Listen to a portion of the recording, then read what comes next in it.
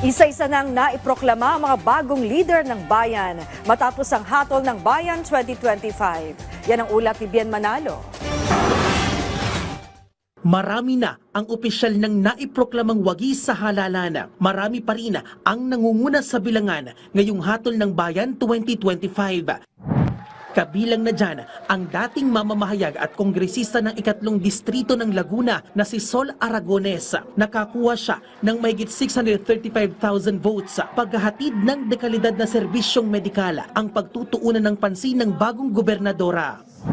Formal na ring itinaas ang kamay ni Isko Moreno bilang bagong alkalde ng Maynila kasama ang kanyang vice mayor na si Chi Atienza. Nangunguna rin ang anak ni Moreno na si Joaquin Dumagoso bilang konsehal ng 1st District ng Maynila.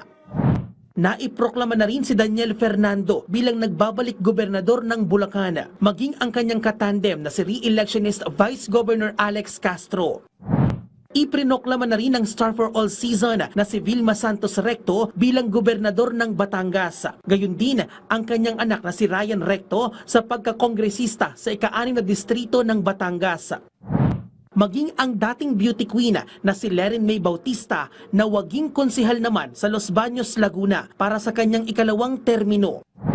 Wagi rin ang aktor na si Arjo Atayde para sa kanyang ikalawang termino bilang kongresista ng unang distrito ng Quezon City. Naiproklama na rin ang celebrity couple na sina Richard Gomez at Lucy Torres Gomez sa Ormoc. Wagi bilang alkalde ng Ormoc City si Lucy, habang panalo naman bilang 4th District Representative ang kanyang mister na si Richard. Naiproklama na rin ang 3rd generation member ng Yap political clan bilang bagong gobernador ng Tarlac na si Christian Yapa. Anak siya ni dating Tarlac Governor Susan Yapa.